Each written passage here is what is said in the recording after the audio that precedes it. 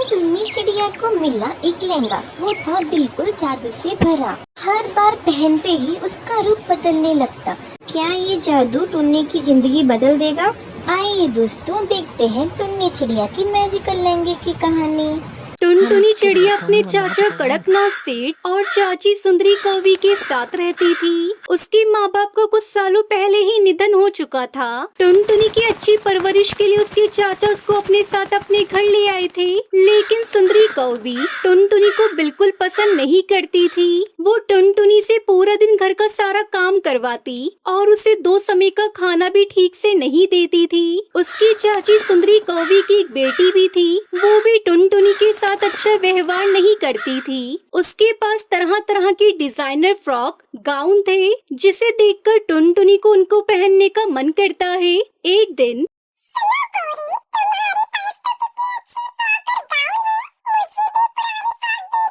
मेरे पास एक से बढ़कर एक ब्रांडेड फ्रॉक गाउन है, पर तुझे उससे क्या लेना देना? तू अपनी औकात बोल रही है क्या? तू इस घर की नौकरानी से ज्यादा कुछ भी नहीं है। जब देखो मुंह उठाकर मेरा सामान मांगने चली आती है। चलक जा यहाँ से, मेरा तो पूरा मूड ही खराब कर दिया।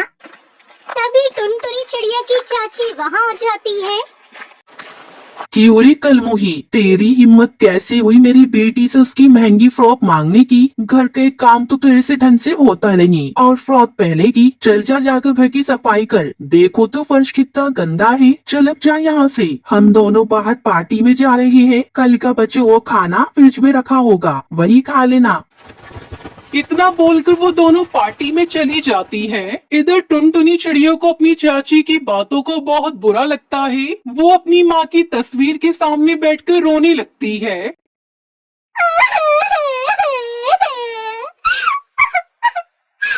माँ, पिताजी, आप दोनों मुझे अकेला छोड़कर कहाँ चले गए?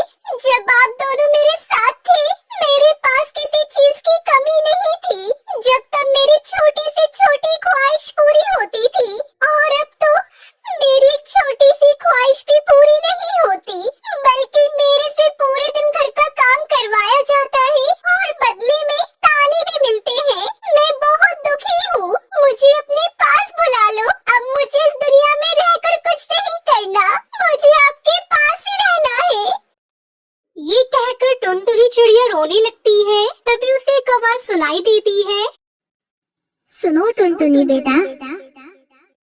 टुनटुनी इधर उधर देखती है, लेकिन वो आवाज उसके माता पिता की तस्वीर से आई है। टुनटुनी मेरी प्यारी बच्ची, तू इस तरह रो मत। मुझे तेरी ये हालत अच्छी नहीं लगती। पापा, आप तस्वीर से बोल रहे हो? मुझे तो विश्वास ही नहीं हो रहा। हाँ मेरी प्यारी बेटी, मैं तेरा पिता हूँ और मैं सब जानता हूँ कि तू कितनी दुखी है। मेरी प्यारी बेटी पर सुंदरी और उसकी बेटी कितना अत्याचार करती है, लेकिन अब मैं ये सब होते होते और नहीं देख सकता। मैं तुझे एक ऐसी जगह बताता हूँ जहाँ जाकर तेरी हर एक इच्छा पूरी हो जाएगी। ऐसी कौन सी जगह है पापा? आप मुझे कहाँ भेजना चाहते हैं जहाँ मेरी हर इच्छा पूरी हो जाएगी? बहुत दूर नदी पार एक कुआं है, वही उस कुएं के पास जाकर तुम अपनी इच्छा बताना, वो तुम्हारी अवश्य मदद करेगा। नदी के किनारे कुएं के पास चली जाती है और वो कुएं के पास खड़ी होकर यह कहती है कि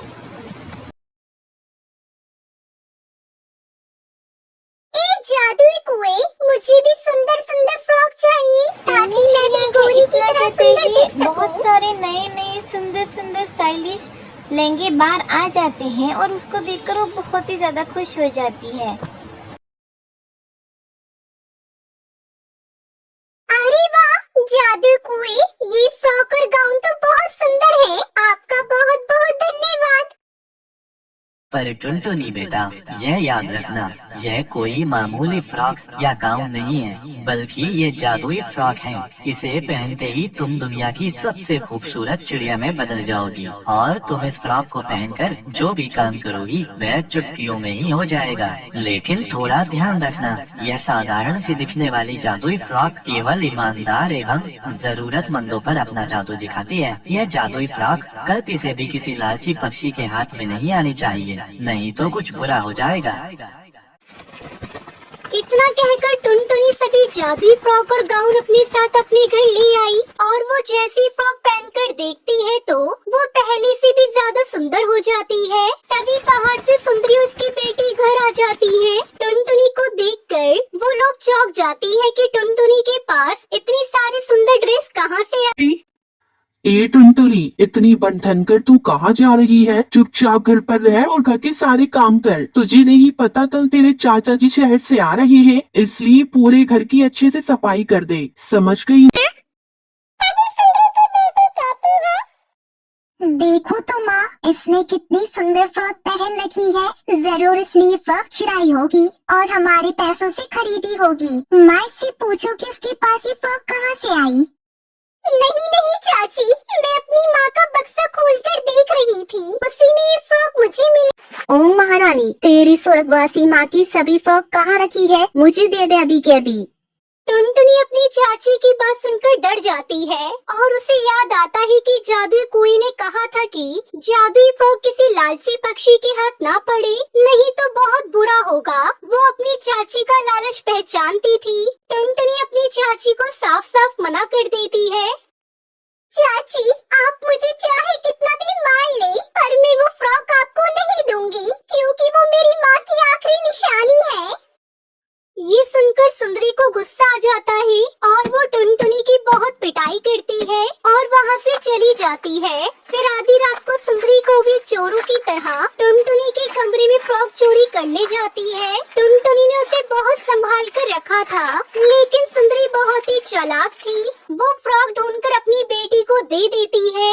सुंदरी की बेटी बहुत ही खुशी से वो फ्रॉक पहन लेती है और जैसे ही वो फ्रॉक पहनती है उसके पूरे शरीर में खुजली होने लगती है। वो चिल्लाने लगती है, मेरा पूरा शरीर पे खुजली हो रही है, मुझसे बिल्कुल भी बर्दाश्त नहीं हो रही। ये कैसी फ्रॉक है माँ, जिसकी वजह से पूरे शरीर में खुजली हो रही है। सुंदरी पूरी कोशिश करती है कि वो जादुई फ्रॉक उतारने की, पर वो उतर नहीं पाती। तभी टुनटुनी चिड़िया वहाँ आ जाती है और अपनी चाची को सारी हकीकत बता देती है कि किस तरह उसके स्वर्गवासी माँ बाप ने उसको जादुई कुएं के पास भेजा था, जहाँ से वो जादुई फ्रॉक लेकर आई थी। सुंदरी सच्चाई जानने के बाद अपने किए पर बहुत पछताती है।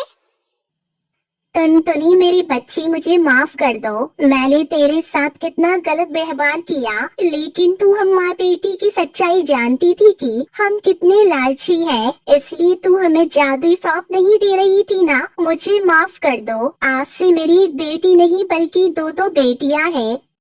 सुंदरी को भी कितना कहते ही उसकी बेटी के शरीर की खुजली मिट जाती है और उस जादुई फ्रॉक की मदद से टुनटुनी अपनी चाची के दिल में अपनी जगह बना लेती है और खुशी खुशी उनके साथ रहने लगती है।